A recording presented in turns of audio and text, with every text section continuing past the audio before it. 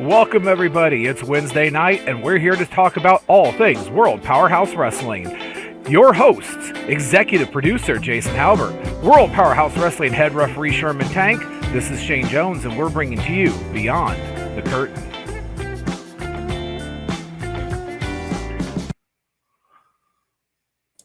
Right. Help if I unmuted my microphone. Welcome, everyone, to another hopefully fantastic edition of Beyond the Curtain, episode number 11. Can't believe we've been doing this. We made it to 11. Like I said before, I didn't think we'd make it past like 2. So anyway, after the first one. Yeah, I know. Anyway, I'm your host, the true voice of WPW, the one, the only Jason Halbert. And I'm your. Hey, wait a second. We gotta let the people in the basement go. Yeah, I only let them make noise like once a week, so that's why. So hold on. But y'all can get a little bit louder. There we go. And you can shut up now. Joined by my Tank's not here, so this could be a good show. So joined by the third leg of the tripod. I am the promoter CEO, Shane Jones. Tank's not here. Somebody had to get booed. They're not going to boo me, so I mean, it's got to be you. So they want out of the basement someday. Yeah, I know. Maybe. You know, thought I was going to be late tonight. Yeah, I know. I was afraid I was going to have to do this by myself. Some of them actually got out and escaped, so I had to go round them up in the snow. It was kind of cold. It was not fun out there. Kind of want to see that. I mean, yeah. Apparently I left the key too close, and my audience would never want to leave. So yeah, there we go. Yeah, of course. So anyway, no Tank tonight.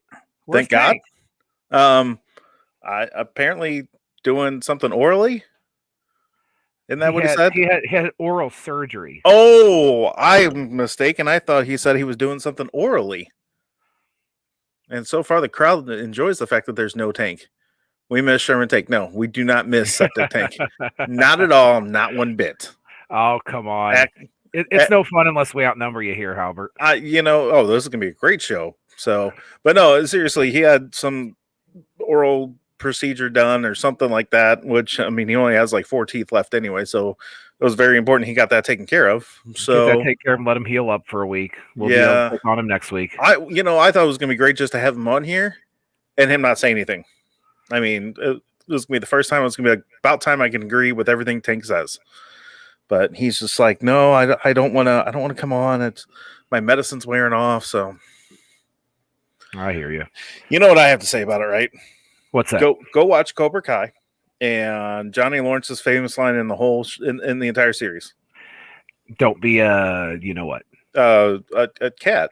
That's a pussy cat. Yes. That brings us a good point. What? Ladies and gentlemen, we generally try to stay a pretty PG company. Sometimes we say this show kind of maybe goes into PG-13. We are 8:30 at night. Our guest tonight has some crazy stories. Oh, and we may be pushing that boundary of PG-13 just to let everybody know. Might want to put earmuffs on the kids. Well, first off, if you're letting your kid listen to the show, I mean, hey, good for you. Second off, let's talk about your parenting decisions in life when you're letting your kid listen to a show with me on it. I'm just saying. So, hey, Virgil, what's up? I know it's a nice city. I got the hookup from someone in PYT. I can't remember who it was. Of course it was him. But anyway, if you're interested in getting your own PYT hoodie, head up Virgil Holmes. He'll be more than happy to make money off of you. Still waiting on mine. Which reminds me, actually, while I got Virgil in the chat, hey, I need to get a hoodie. I need to order some more shirts. So there we go. I keep forgetting. Anyway, so yeah, we pushed the boundaries a little bit here. So tonight, it didn't go as bad as I thought it was going to last week. But last week I thought it was going to be for a whole different story or a whole different reason. Let's talk about last week for a second. Okay. Wow. What a feedback we've gotten from that. Butcher PT Beckham. So if you watched last week's show, at the end, we kind of broke character, if you will, and we lost control of the show, and it got serious. And when I say serious, I mean 100%. We're talking the Butcher took the mask off, put the character aside, and was himself. and let it be known his true feelings about PT Beckham, and they weren't pretty. It was as we call it, a shoot. Yes. It was not a work. It was not a scripted thing. They genuinely don't like each other. So no, not at all. I'm going to say, if you didn't watch last week's show, go ahead and go back and watch it. And it got ugly. It got bowling shoe ugly. It did. You know, I'm a little bit afraid of when these two finally step in the ring together, because I don't know if a sanctioned match can contain these two. The only thing I'm going to say about it is I definitely want Tank in that ring, because if anyone gets hurt, I'd rather it be Tank. I almost think there needs to be multiple referees for a match between those two, and it almost has to be something to settle. I don't think this is going to be a case where these guys can have match after match after match to settle it. I think this is going to be a one time. They got to get it out of the way, and one person's walking out of there. Maybe walking out of there. They both might just beat the crap out of each other. So that's for certain. It's just a matter of if anyone's going to be able to walk. I don't have it within arm's reach, but I do have a referee shirt. I have been a WPW referee before. I mean, there you go. I would do it. I'm not scared of either one of them. So could happen. You never know. But I know you need my, golden voice on the microphone. So that and checklist from your doctor saying you're healthy enough, your knee is capable of taking the action of being a referee. You know what? I don't want to hear that, because it was healthy enough to have an actual match. Yeah. What was the result of that match? You know what? That's neither here nor there. I'm not a wrestler, so there you go. Okay. All right. There you go. Anyway, you know what? Speaking of wrestling, there was a TV taping this past Saturday. It is, and I'm going to go back up to what Dale said. Wow, I need to get a Violators hoodie. If you go up a little bit, need a Violator. I do. I'd rotate them. We need to get merchandising on that. Let's see if we can come up with Violators hoodie and shirts and stuff. I'm not sure exactly what the shirt would look like for being violated. There's so many roads I can go with that comment. I'm gonna not touch it. Chantel, we can't agree more. We can't wait to have more shows and have you come out. We did our TV taping this past Saturday. There were some fans in attendance. It wasn't a packed house. No, because we couldn't allow it. Yeah. But I tell you what, I am looking forward to the opportunity to be able to do another show, a real show, and have everyone fill, Collinsville, have everyone fill Columbia, Jerseyville, whatever. As much as of an ass as I am when we're doing shows, when I'm being my character, really, I miss hearing you guys boo. I miss hearing you screaming at me and telling me I suck and stuff like that, because you know what? When you guys tell me that, it makes me know I'm doing a good job. So without having that, I mean, it's totally different. So we really want to see you back at the show. Good to see you too, Uriah. I'm surprised he's sober enough to type that. Well, that won't last long, Let's see here. More comments. John Reeve. Hey, the PYT hoodie looks fantastic. It really does. Rough cut Rick Ruby. Did you fire Tank? He's doing something orally. Oral surgery. Oral surgery. Damn it. Yes. I thought he was giving an oral procedure or something. Yeah. Well, out of that TV taping, the first episodes premiered on our Patreon page. It did. That was. Have you had a chance to check that out yet? I have. Let me just tell you, the color commentary on that is fantastic. With the exception, if we take you and at least 2/3 of it is. I mean, if we take you and Chip out, it was spot on, perfect commentating. That's debatable. But anyway, a couple matches that are on that people could check out on our Patreon page. First and foremost, you have a number one contender match for the U.S. title between Rough Cut Rick Ruby and Marcellus Knight.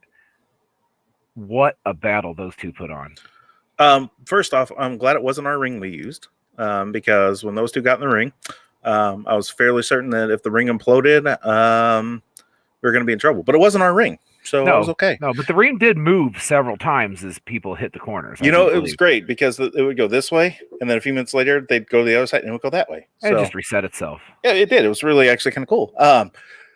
That match was, probably about as ugly as we expected it to be. Like there was no scientific wrestling going on there. Shane, you did an excellent job. No, he didn't. Don't lie. And see, he's a referee. He calls it right down the middle. He's not going to lie about that sort of thing. He's also crooked. Anyway, I may have paid him off to do a couple of things. Okay. And you'll see on some of our upcoming shows. Oh, anyway, okay. So they just beat the ever-loving crap out of each other. They did. Speaking of beating the ever-loving crap out of somebody, did you see the match between Shrapnel and Gideon Morbid? You mean the match with Gideon Morbid and the artist formerly known as Shrapnel? Because I'm pretty sure he's dead. Oh, well. I mean, Gideon Morbid, Gideon Morbid just first of all, can we talk about how Morbid is just shredded now? One of his multiple personalities is he's a athletic trainer, personal fitness trainer. Doesn't hurt. So while most of us have been sitting here during COVID, finding our COVID 15, 20, 30, Morbid actually went out there and lost his COVID 30 that he never even gained. And he turned his fat into muscle. And dude, I don't know. He used to not terrify me out there. He used to not terrify me physically, just, a little bit up here. Dude's kind of scary now. He's ripped. So did you see the footage from the Madison County Psych Ward that started the show off? First off, how the hell did we find that? We have sources. We can get things. Okay. I don't even want, never mind. I know. I saw it, and it was about as coherent as he was on our show. I mean, he's being interviewed by his doctor, apparently, and they're trying to get to the heart of some of his agitation, and he's just incoherently babbling, and then he tells the doctor to shut up, and it pans out, and there's nobody sitting there. Was he talking to himself? I mean, was he his own doctor? I mean, it was his personality number 273. You didn't know that? That one's a doctor. Maybe. I don't know. If you haven't seen it, check it out. That episode will be on our Patreon page for about a week or so until the next episode comes out, and then it'll rotate down to YouTube for everybody to see. So if I wanted to be the first one to watch that, how do I watch that? You'd just go to patreon.com/WPW and check it out. And how much do I pay for this? $5 a month. All right. Yeah. That's it. Less than usually the price of a ticket. Now, on top of that, we are working on getting all of the old Full Throttle Wrestling catalog uploaded to our Patreon page, as well as you and I have talked about opening up for Patreon members only first cycle of news. They're going to get all the updated news, all the hotline information before anyone else. We're talking like old school, like the old WCW hotline stuff? The old WCW hotline. 1-900-909-9900. Only it's not going to cost them $5.99 for the first 5 minutes and $2.99 every minute after that. It's just going to be part of their Patreon subscription. Yeah, I mean, so $5 a month, you're going to get the old FTW stuff, which I'm going to tell you, I wasn't around when FTW was going on. I have watched some of it at with some of the guys, and it's pretty entertaining. I mean, yeah.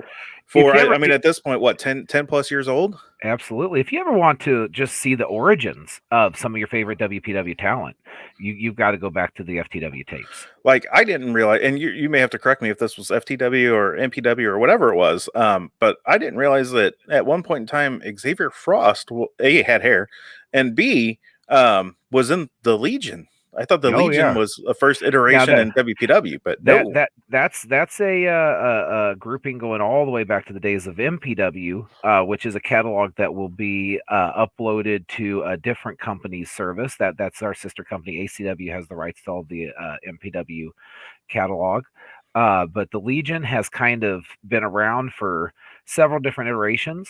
The most recent being in WPW. And that was when I first started with the company 5 years ago. Around 5 years ago. So, yeah. Entertaining stuff. A lot of stuff I didn't know about some of the guys. So, yeah, absolutely. It's very interesting. Lot of stuff to check out on the way. The Patreon site's slowly building into our own little personal network, and I'm just excited to see where we can take it. Yeah, it'll be fun. You may not think there's a lot on there now, but we're always working on it. So yes, you were, Uriah. The original, just a little explanation. The original Legion was each member was based on one of the 7 deadly sins. So Uriah was representative of lust. I could go somewhere with this, but I'm just going to leave it alone. All right. So we've got a special guest tonight. We do. Yeah. Back in October of 2019. Back before the world ended. Back before the world ended. I mean, there's only been like, what, 5 shows since then? Something like that, yeah. Yeah. We had 2 special guests. We had Little Cato and Handsome Hank Dalton. And they came in, and if you're not familiar with these 2 individuals, they are little people, wrestlers. And they came in and they blew the roof off the place. One of the best matches I've ever seen. They just were spectacular. The crowd loved it. The crowd went crazy for them. They went in the back, and the wrestlers went crazy for them, gave them a standing ovation. And I said, we've got to work with these guys again. We've got to work with Hank Dalton again. And he is kind enough to join us tonight. You sure about that? I'm sure. We ready? I mean, I thought I'm waiting on you.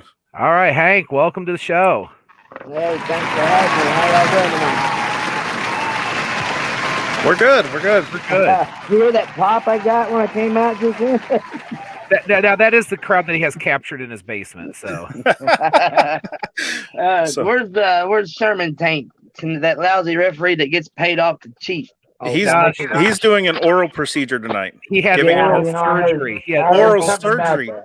Damn it! I'll eventually get it right. Keep thinking he's giving an oral procedure or something. He's gonna have to stay off his knees in the dressing room, I guess. How else is he going to build up the body strength to be able to hold somebody? Yeah, well, it's the only exercise he's getting, I guess. Working them neck muscles. So, I just want to say, doing play-by-play on that match. That match back in when we had you with us in October of 2019, match of the night, hands down. I mean, it was some of the stuff you guys did in that match I've never seen before. Now, I'll be 100% honest here. I haven't been in the business very long, so you guys were actually in person the first micro. You can say it. You can say midget. I love the word. Just say it. Okay, right. You guys are the first time I've ever seen midget wrestlers in person. So you like the way midgets taste in your mouth? Whoa! You're talking about me. We're not talking about Tank. Tank might know that. I mean, because you refresh my memory. Man. Didn't Little Cato beat you in that match? You know what? I've had too many Miller Lights. I don't remember. Oh, okay. Well, I mean, yeah, he did. I don't trust Tank anyway, so none of us. In all fairness, though, Little Cato is an absolute legend in the sport. Man, let me tell you, I used to watch wrestling all the time when I was a kid. I've been doing this since 1993. Okay, so what? 27 February. It is February. 28 years. I started training in 93, and I started wrestling in 96. Okay, but as a kid, I used to watch AWA wrestling out of Minneapolis. You know, Vern Gagne. You ever heard of them guys? Absolutely. Yeah. Oh yeah. Guys? Oh, we're Midwesterners. We know. And then I used to watch all the midget wrestling, and I watched Lord Littlebrook. Mm-hmm. Man, there's a bunch of them. Little Lone Eagle. Little Tokyo. Little Tokyo, Little Mr. T, Little Coco. And then one of my favorites was the Cowboy Lang. But as I was watching it, I was just young, 5, 6, 7, 8 years old, I guess. See, I'm 40, and Cato's 50-something years old, and he's been doing it way longer than me. I've been in it 27 years. So I was watching Cato when I was a kid, and he was going by the Little Karate Kid then, and Lord Littlebrook is his dad. Did you know that? Yeah, absolutely. I did know that. Yes. Have you heard the story on that? Yes. He was on a friend of ours podcast on the Searcher and Hide podcast, and went into that just amazing story how he didn't know who it was. He went to him to be trained, and then turned out that it was his dad. Yeah. Really? Yeah. It was a good. I can't tell it exactly right, so you'd have to listen to it from him. But it's a heartwarming story. But anyway, I was always watching wrestling on TV, and I was watching the little people because I'm a little guy, midget, whatever, and I was always amazed with Kato because back then I was watching the Karate Kid movie, you know, with Ralph Macchio and whatever, you know, and I really liked him. I thought, man, I want to be like that guy. Well, 2 years ago, it was in August. Actually, it was August 2019, August 2018, I believe it was. Kato and his brother Bobby, beautiful Bobby Dean, used to do the show at North Little Rock, Arkansas, for the minor league baseball team, the North Little Rock Travelers. What they would do is they'd have one wrestling match to open the season opener. It'd be one midget wrestling match, and they did that for 20-something years. But Bobby passed away not long ago, so Kato was looking for somebody to do it, and he posted something on Facebook, and I jumped on it. I was like, I'm available on that date. I don't remember the exact date. And so he messaged me in Messenger, and we swapped numbers. Then he called me. And he said that he'd been watching me for the last few years, watching videos of me. We'd never met, never talked, but we was friends on Facebook. And he'd been watching videos, and he really liked the way it works. So he asked me if I'd be interested. Like, great. And so I've been doing this for over 20 years, and he's been doing it over 30. So I get to North Little Rock. I hadn't been nervous since 1996 when I very first started wrestling. You know, my first match was against the AWA Women's Champion, Candy Devine, in Murfreesboro, Tennessee, at the National Guard Armory, and she beat the hell out of me. You know, I tell you, I love a woman that can kick my ass. So, so what happened, let me get to this Kato story first. But anyway, so we drive to North Little Rock, Arkansas. About a 5-hour drive for me, 6 maybe. And he paid me really good. It was real good pay. And but I really wasn't worried about that the whole time. I hadn't been nervous since 96, 97. And I mean, I can eat, do whatever. I don't get the butterflies no more, nothing. Go straight to the ring, do my business. I don't work nothing out in the back. I don't have nobody writing my stuff down for me to talk and all that. It's because I can't remember nothing. But and at the same time, he was nervous, and I didn't know it, and he didn't know I was nervous. I didn't want to disappoint him, and he didn't want to disappoint me. So we're both nervous, not wanting to tell each other. And we had one hell of a match, and they wanted us back, but then COVID hit. And but man, it was like the first time I ever met him. It was like a dream come true. I was like a kid in a candy store. I was so happy. I was marking out big time. You know, Hank, before you signed on to do that match with us, I had Kato booked, and I was in a mad scramble trying to find an opponent for him. And everybody I talked to, you know, the first thing they would ask is, well, who are you going to have me work? And I'd say, well, I got little Kato. Oh, yeah. Well, I'm sorry, I'm booked that night. I just kept running into roadblock after roadblock, but the opponent wasn't the issue, because the second I said little Kato, everybody just lit up and was just excited at the opportunity. Yeah, he's great to work with, and you know, you never quit learning this business. All these guys that are starting, they think they know it all when they first start, and they don't want to listen to all the veterans. Man, I still go in that dressing room. The best thing in the world to do is keep your mouth closed and your ears open, and just listen, watch, learn, and then respect. You know, but Kato was that guy right there. He's really well respected in the wrestling business. Right? He's done it all, man. And and you know, Hank, you're not too shabby yourself with the name you've made in the business. You've done quite a bit. I have. It took, you know, I was hard headed and ornery when I first got in the business, because when I first got in the business, the midgets had faded out. Everybody's retired. Okay. And I didn't know Kato at the time, and they was doing their thing. And then the midgets that we did know, they didn't want to work with me because I wasn't proportioned like them, and I was always taller. And they would say, you're not a real midget. Well, all the big guys and all the promoters, they wanted me to wrestle the midgets, but the midgets didn't want to work me because they said I wasn't a real midget. So that kind of left me salty about little people. I started hating midgets.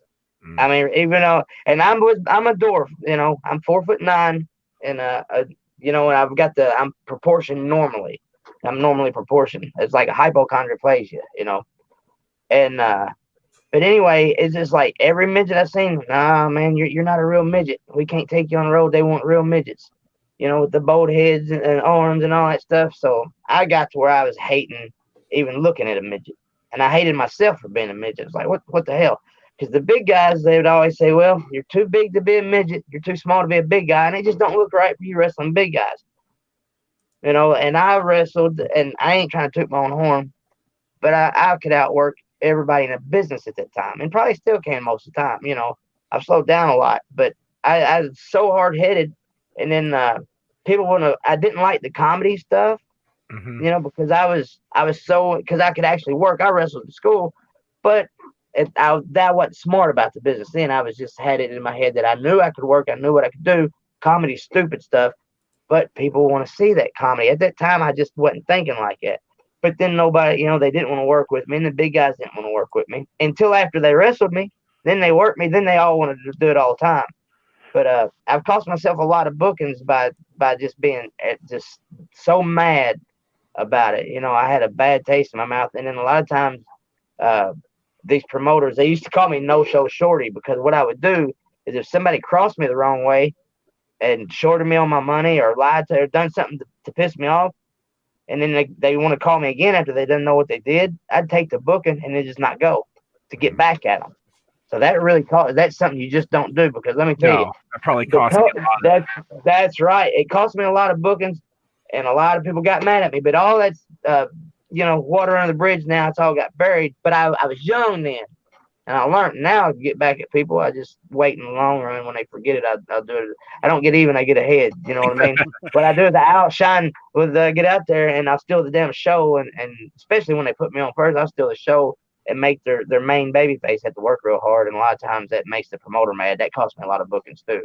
Yeah, well, You know, they get jealous. But I can say, like, I didn't mean to cut you off, but okay. a lot of times they want to put me in these gimmick matches or short me on money or something like that. And just, well, you're not a real midget, and just, you know. And then they didn't want to book me because I was so small. It took me a long time to figure it out. And finally, my buddy Mad Max called me one day. His father-in-law passed away, and this is where my career like really took off. Can you do? He's another midget wrestler, by the way. I know Mad Max. Oh, okay. Well, he's actually taller than me. He just hunts himself down and make him look small. He said my father-in-law passed away, and we're on this tour. They usually go out from about the middle of January to July the 1st. You know, 6-month tour, and then they come back in August and they stay out till Thanksgiving, and they come back after Thanksgiving, stay out to Christmas, and do it all over again. So 300 shows a year, 250, 300 shows a year is what they're doing.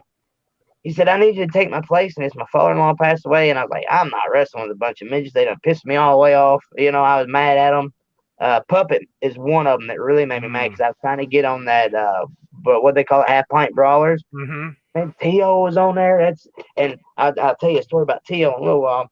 I wanted to be on it so bad. So Mad Max had me call Puppet.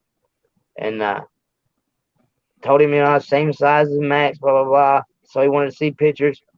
He's like, you're not a real midget. You don't even look like a midget. And he hung up on me.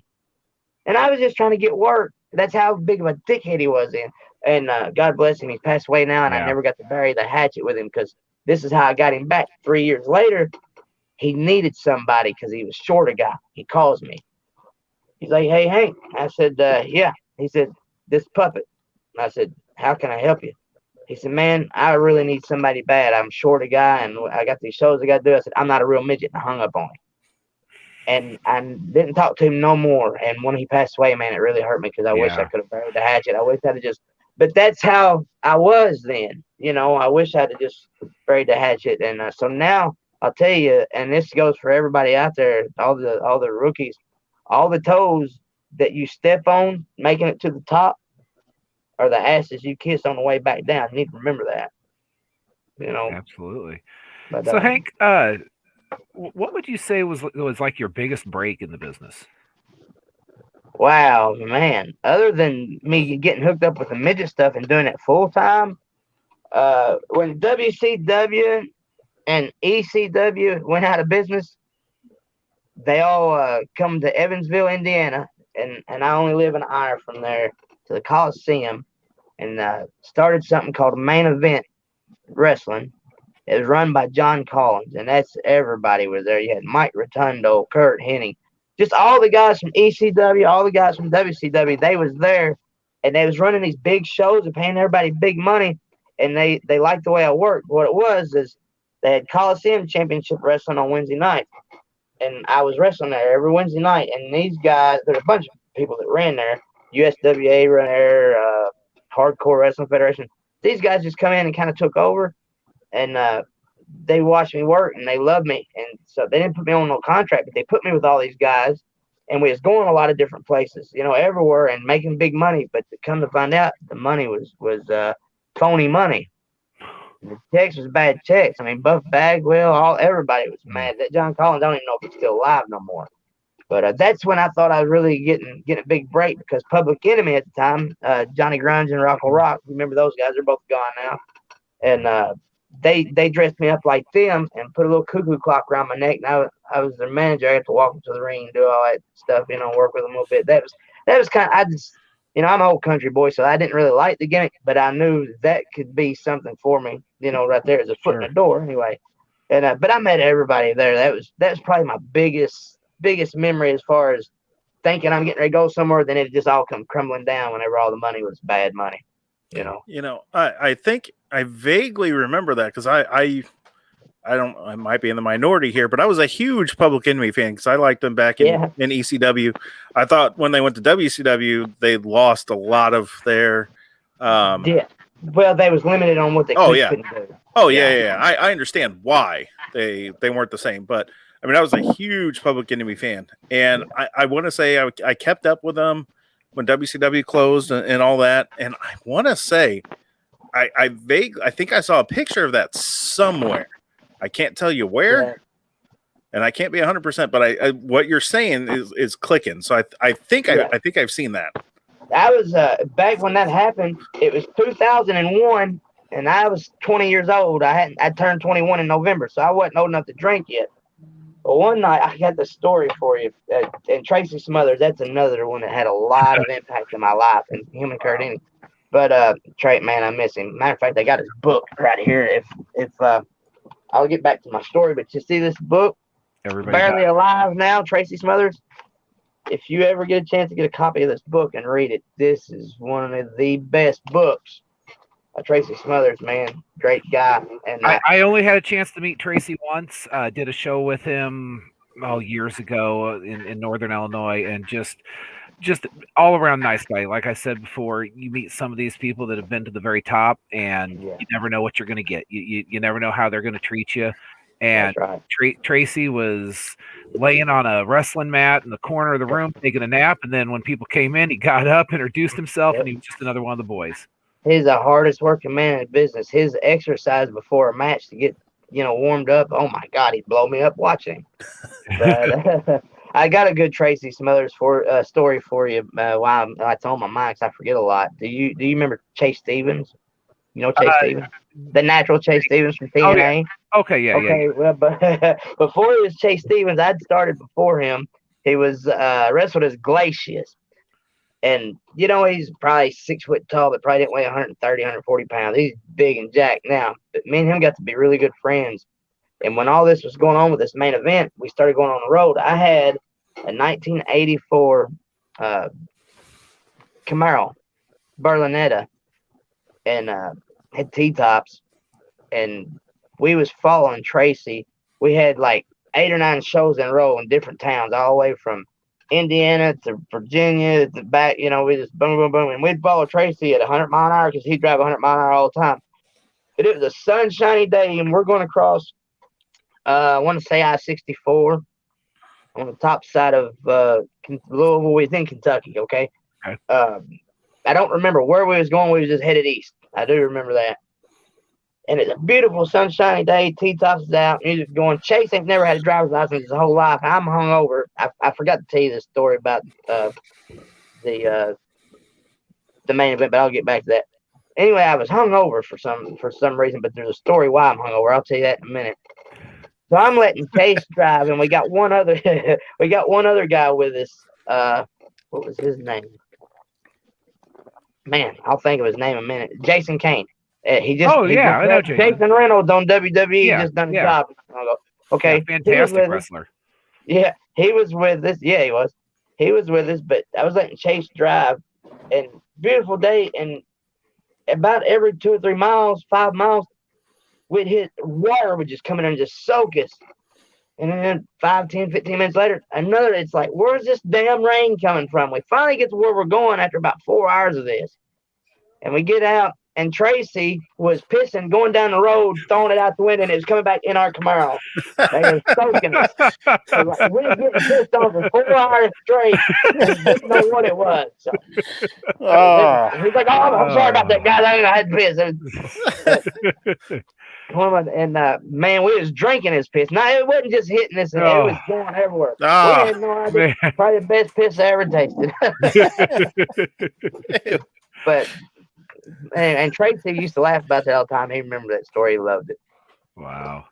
Tell us about working with Jerry Lawler. Wow, Jerry the King Lawler. Let me tell you, first time I ever met him. There's a wrestling promoter in Clay, Kentucky. His name is Randall Conrad. All right. Now, I started training. I got to get to work to the Jerry Lawler story. I started training in 93 at Central City, Kentucky under Shelby Adcock. Him and his wife, Barbara, owned it. And he had 3 sons, David, Matt, and Mark Adcock. David died of a stroke, I think, and then Mark killed himself. Matt's still alive. But they had a guy there. Robert Littlepage was his name. He worked at the Kentucky State Police Post number 2 in Morton's Gap, Kentucky. But he wrestled there on every Saturday night at the RC building down there. And his name was Robert Littlepage. He's the one that started training me. I was 13 years old. It's February of 93. Hell, I was 12 years old. It's February of 93, so I was 12. I didn't turn 13 till November. But he started teaching me how to bump. Now, this is a big old guy. His name's Robert Littlepage, but he wrestled as Sergeant Big Bob Ralston. Bob short for Robert, and Sergeant because he was a dispatcher at the state police post. But he got the Ralston name from Ralston cereal brand. You remember that brand of cereal, Ralston? Mm-hmm. Got it off a cereal box. What a way to get a name, right? And he used to try to teach me about all these different people in the business and what to do, what not to do, what to say, and the handshake. You remember the old school handshake where you lightly grab their hand, the dead fish? Oh, yeah. I thought, man, right there, boy, I done learned something. I'm 12 years old, 13 years old. I done learned the handshake. Now I shake these guys' hands. They're going to think I'm a worker, you know. Well, Lawler rented a ring from us up in Owensboro, Kentucky at the Sports Center. By this time, I was 16. Hadn't got my first match yet. I just turned 16. All right. Well, we set the ring up, and USWA had rented the ring. Well, Lawler finally showed up, and he was introducing himself to us. It was the first time I'd ever met him. I'd seen him wrestle at the Coliseum, but I'd never met him. Seen him on TV, never met him. And I give him that wrestler's handshake, and he jerked his hand away. He said, "What are you, a fucking faggot or something?" He's in there trying to tickle my damn hand, and I was like, I almost started crying. I was like, my bottom lip started quivering. I was so mad when he said that I wanted to punch him. I was livid. I was mad. I wasn't like, because he was like one of my favorites, and to find out he was such a prick made me just hate him. And as he got older in life, and as I got to know him and start wrestling for him, because he would book me a lot, he don't remember doing that, because I mentioned it to him. But Lawler, sometimes he ain't gonna remember stuff like that, but because he's been doing it a long time. But he's a lot better person now than he was then, because he used to be a prick, or I thought he was because of what he did to me or what he said to me, you know. And I'll tell you, this is how I got him back. About 10 years ago, he booked me at a show in Memphis. Booked me at a show in Memphis before they closed down the Mid-South Coliseum against another midget. But he only wanted to pay me $75 to drive all the way down there and back and all that stuff. I was like, I'm not doing it for no $75. I made my mind up. I wasn't going to do it. And he called and had Burt Prince call. Finally, I was like, all right, I'll do it. But then I got to thinking, remember a while ago I told you that somebody pissed me off, I'd no-show him? Well, that happened in 1993, and here it is about 10 years ago, okay, 2011. And I got to thinking about what he did to me on a handshake, and I didn't go to that show, and called him and told him, I'll be there in about an hour. And I was pissed off at him because he wanted to insult me with that little bitty money. It would cost me $75 to go down there and gas and $75 to get back, you know. But it didn't make him mad. Didn't make him mad at all because he asked me why I did it, and I told him, and he's like, "Wow, well, I don't remember doing that to you." He goes, "But that's a good way to pay somebody back." But me and his son Brian trained together and hung out a lot. We were really good friends, and I miss him. But me and Lawler were cool. But Lawler, man, he's just he's one of them guys. You know, he don't drink, don't do drugs, and he loves the business. Super nice guy. He's got to know how to take him. You know what I mean? He's super nice guy. I was just young, hard-headed, stubborn, wanted to be in the business so bad and wanted to be accepted, and I felt like he just disrespected me. But I was just a kid, you know. You were telling me a little bit earlier about doing TV spots that his house was set up to look like different locations. Lawler's house? Yeah. Oh wow. When USWA used to do different promo videos, like you remember Kamala James Harris? Mm-hmm. Just passed away. Lawler done all that painting on him. It's the one Lawler discovered him. He's seen the James Harris come to the studio, I guess, and Lawler seen him and went and talked to him. He says, "Anybody seen you yet?" He said, "No." He made him go back and hide and painted him up and started calling him Kamala. But all them videos and promos that you used to see back in them days was all made at Jerry Jarrett's farm, or at I think Hendersonville, Tennessee. Okay, but he would Jarrett's place. Yeah, and then Lawler would do something there in Memphis too at his home. He'd make have one room and do different stuff. But yeah, he's real creative. Between him and Jimmy Cornette, the best two minds in the business, and Jerry Jarrett too. I mean, they're just the greatest in the world. And I've never met Jimmy Cornette ever, and I'd love to. Man, that's that's one I hadn't got to meet. I've met everybody and wrestled almost everybody, but never met Jim Cornette. I don't know how I missed him. So, wow. But Lawler, he's a pretty good guy. I like him pretty good. That's just really fascinating. So let's go back to wrestling for WPW, October 2019. You're in the middle of the match. You jump, and the referee's supposed to catch you. No. And he tried to catch you, and he dropped you on your head. No, I watched that video. I remember the match. I remember every part of that match because it was such a good match, and because it was with Kato, and it was the second time I wrestled him. What it was in midget wrestling, they got what they call the catch spot. Okay, you got the catch spot where like the baby face midget will go for the pin on a heel midget, and this is usually somewhere toward the beginning of the match. You know, not right at the beginning, but somewhere in there in their comedy spots, where he'll go for the pin on the heel, and the referee will position himself to where he's at, where the dude laying on his back, say the heel's laying on his back, position himself right there at their head to where whenever he kicks out, the other midget gets tossed, and the referee catches him and throws him back on there. 1, 2, catches him and throws him back on there, and then the heel gets up and bitches about it, right? And tell him, you got to slow the count down and don't be throwing him on you back and forth. You got to throw him out of the ring, you know. And he kind of does that hump while he does it, like I did, maybe, you know. Yeah. And then so later on, the heel gets in that position and he goes for the pin, and then the baby kicks out. The ref catches the heel, stands up with him, and just sails into the crowd and then tosses him because that's what the heel told him you're supposed to do.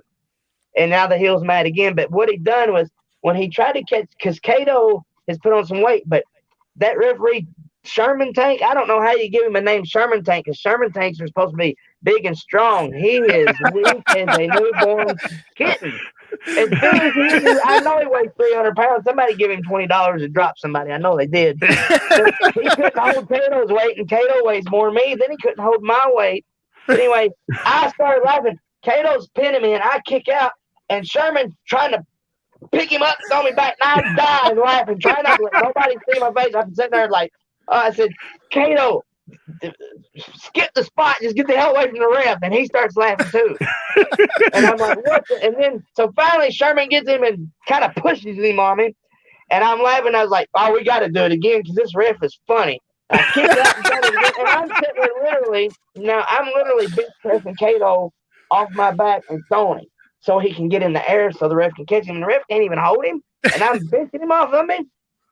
So I'm laughing. I said, oh, this is going to be sweet. Surely to God he can catch me. because I had him to where he's on one knee. That way he catch me and then stand up. Well, when he caught me, he like to never got up. And then when he tossed me, I guess one arm's weaker than the other, or I'm top heavy, and he dropped me straight down. I almost landed on my face, but I caught myself. But I got to thinking, if I get to the dressing room, I'm going to kill this big bastard. If he don't kill me out here. But no, I loved him. I laughed. It was so funny. It's hard not to laugh in that match, really, with the way the referee couldn't. You would think he'd be able to pick us both up and pack them everywhere. He's Andre Giant compared to us. Now, unfortunately, I've known him for a long time. And he hasn't been refereeing more than, maybe 3 years or so. He hasn't been doing it for a long time. You were the first midget match he's ever done. So I don't know that he really understood what needed to be done. Unless you slowed it down and talked really, really slow to him, he wasn't going to get it. I know what it was. He had to squat down so he could hear. That could be. I asked him, I said, "Do you ever watch midget wrestling?" "Oh, yeah, I used to watch midget wrestling." I said, "Well, do you see these spots?" "Yeah, I know how to do these spots." And I went over them and over them and over them. And he knew how to do them. He just couldn't hold us. That's all. He knew how to do them. He just couldn't hold us. And when you do the midget spots, they're increments of 2. You do it once, you do it a second time, then you stop, And but the catch spot, then the other spot is where I kick out and the baby lands on the referee and gets him in a front face lock, and the heel goes back and starts kicking him in the ass. And whenever we let him go, he's trying to figure out which one kicking him in the ass. And then that's when he bent me over his knee and spanked me after we sold it to the crowd. So, and then my leg stuck in the corner like that, man, is like that shit really stretches the heck out of your thighs. Oh, I bet it does. Hank, I used to watch Kato and Bobby do those matches year after year, and I gotta say, they were just fantastic with it. But I think I had more fun watching you and Kato go at it. Yeah. God bless Bobby's soul. I think you guys just really knocked it out of the park that night. Well, I appreciate it because that's only the second time me and him's ever worked with each other ever. I think I think that was by far one of my favorite matches I've ever called. So, man, that makes me feel good, and I want to tell y'all that that show that I did for y'all, I've been to a million shows. I mean, we're doing 300 shows a year, the midget wrestling and all that. Y'all made me. I can't speak for Kato, but I probably can. I can speak for him because I know he'd say the same thing. We felt more welcome there, and we felt more respected than we have in a long time on the indie show.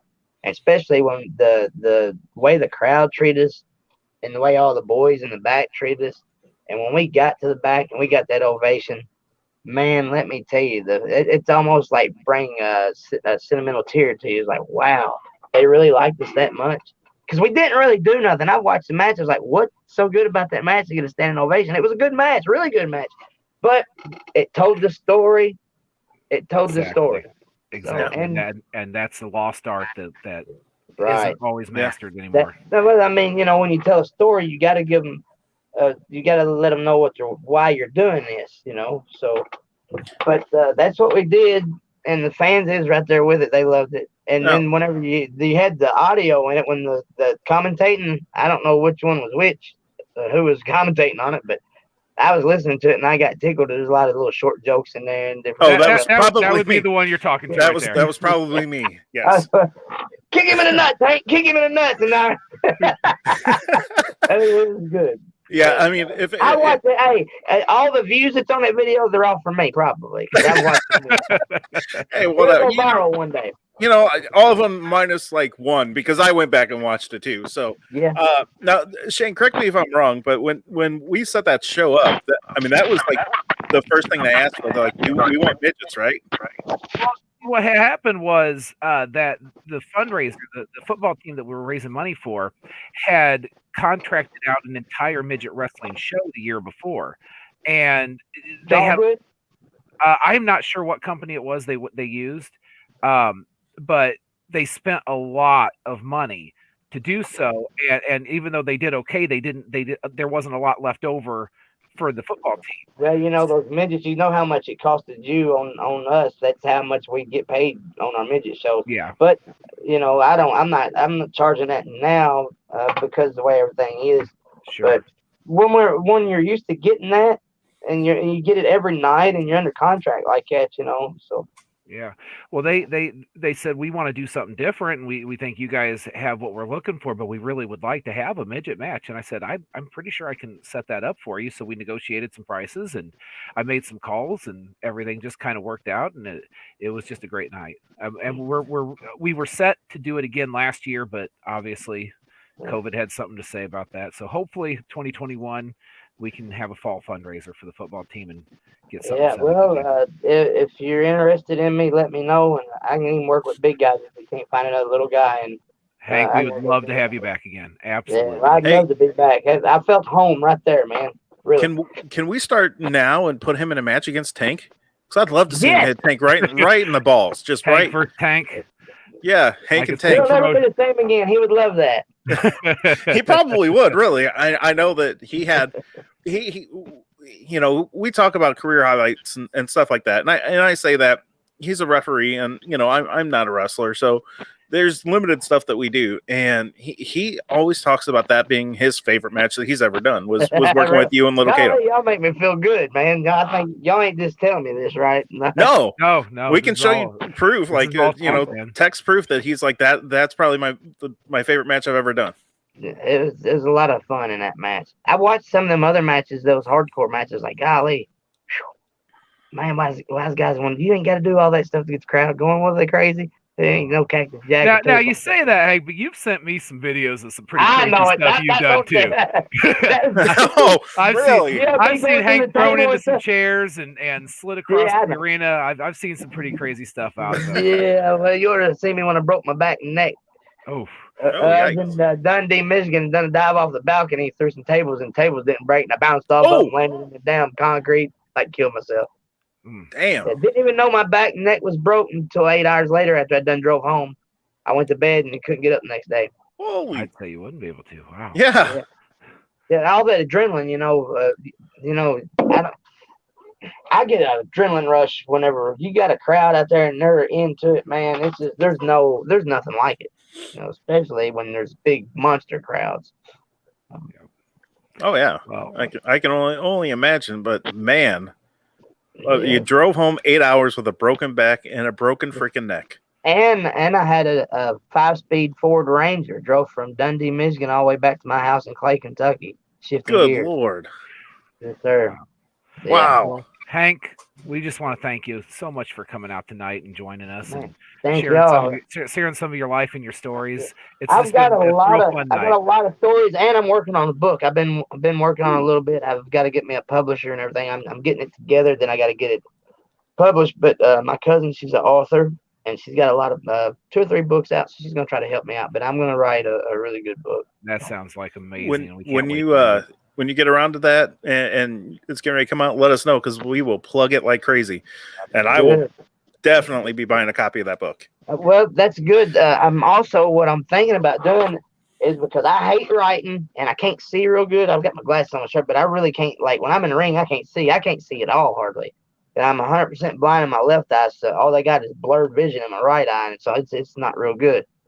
But I was gonna just record.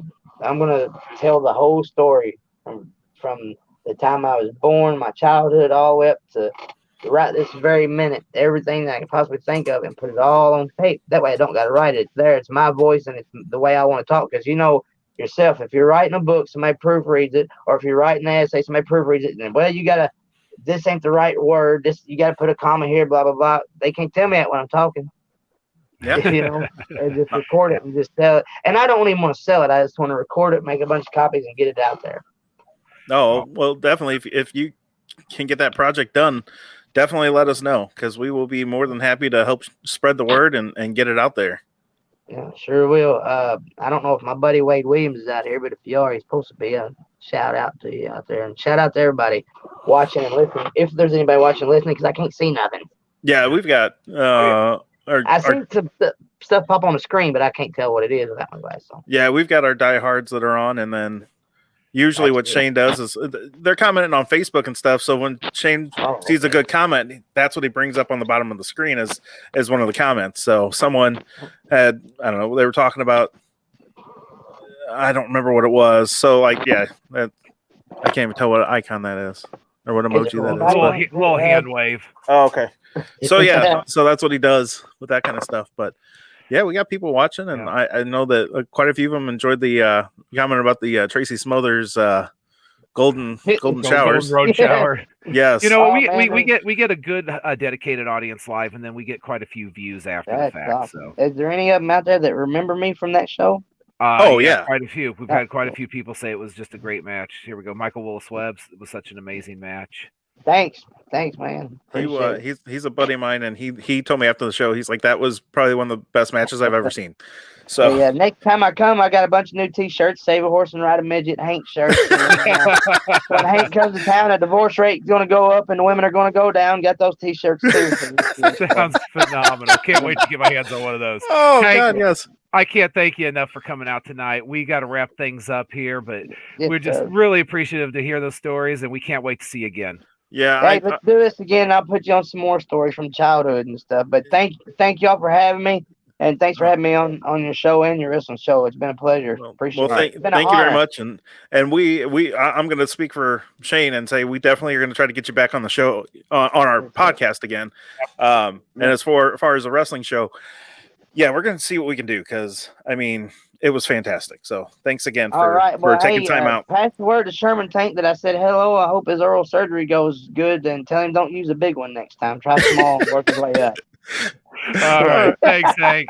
I love y'all. See you later. Bye-bye. And stop.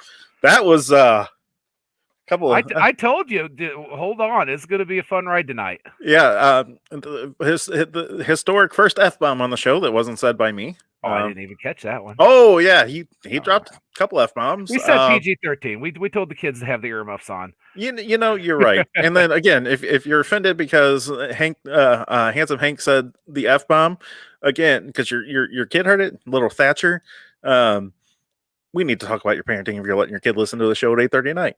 Yeah. So yeah, we'll edit it in post, right? Yeah. No, not this one. No? Okay, good. Hey, whatever. It all works, right? Yeah. And hold on, before we move on, I just want to say, usually when you're like, oh, just trust me, it's gonna be good or something like that, it never is good. So when you're like, oh, just trust me, just sit back and you'll enjoy it. I'm like, oh my God, no, I'm not. What are you doing? What are you gonna do? You know what? Bravo, Shane. Bravo. You know what? You deserve that too. Because you did a good job. Actually did something good for once. All right, I got bad news for you. I don't have the smooth pictures. They're going to kind of bulldoze their way up. But do you want to tell everybody about the sponsors? I can tell everyone about our sponsors. Sure. Let's see here. First off, hey, gentlemen, look at the date. It is February 10th, 2021. Valentine's Day is February 14th, 2021. We're doing this on a Wednesday. Valentine's Day is Sunday. You got 4 days left. If you haven't gotten her anything, you're running out of time, so you may want to look into some stuff. But boy, have we got you covered. If you need to get something for your wife, you need to get something for your girlfriend, you need to get something for your wife and your girlfriend, hit us up. First off, we have the Duke and Duchess of Bling. That's right, $5 paparazzi jewelry. Every woman looks better in jewelry. Some look better wearing only jewelry by itself. So if you're interested in any of that, they've got earrings, necklaces, bracelets, rings. I don't know what else they have. My wife has it all over the house. So if you're interested in that, I kid you not, over here to this side of me is a whole rack full of it. She sells it too. So yeah, if you need to last minute get her something, hit us up. We'll put you in touch with them. If you're tired of looking at her nasty fingernails because she bites her nails all the time, or you're just kind of a douchebag and you tell her, hey, your nails are ugly. Hey, why don't you help her do something about it? Hit up Cindy's Glamorous Nails, Color Street Nails. It's like liquid nail strips, something like that. I don't know. My wife puts it on in like 5 minutes flat. It saves on. She doesn't have to paint her nails. She doesn't have to use nail polish remover. I don't have to smell that crap. So if you hate smelling that crap while she does her nails, hey, get her some of this because it doesn't stink. You do, but it doesn't. Speaking of you stinking, if you stink, if you can smell yourself, odds are you probably need a shower. Can't help you there, but we can do something to mask it if your lazy butt decides not to take a shower. Hit up Sarah Lopez with Scentsy Sales. They're the wax warmers. They've got all kinds of smelly good stuff, air fresheners. I can't remember all the stuff they have. Maybe essential oils. I don't remember all the stuff they have, but odds are it will cover up your funk. So if your significant other comes in and says, man, this place stinks, turn on your wax warmer, and there you go. And they don't have all girly stuff. They've got Star Wars stuff. They had a St. Louis Blues one. They've got lots of different options. They have some manly options. So there you go. If you're interested in any of that stuff, why don't you hit us up and we will put you in touch with our wonderful, wonderful sponsors. Sounds good. All right. Now, Jason, with that being said, it's been a great night. it has. It was fun. The time just flew by tonight. Let me tell It you. absolutely did. We want to thank Hank again for coming out, sharing some of those stories with us. Yes. Hey, who's on our show next week? Do you remember? All right, next week it is the mustache ride himself, Keith Smith Jr. Oh, good. Let me tell you. Did we have to pay him extra to get his mustache on here too? Because No, that's what we were trying to do was just get the mustache. The mustache was included. Oh, okay. So Leave it there, it was yeah. by Keith, get the mustache free. It was free mustache rides, yeah. Free So we will do this again next week. Same bad time, same bad channel. Join us for Shane Jones. I am the voice of WPW, Jason Albert, signing off, saying we will see you hopefully next week.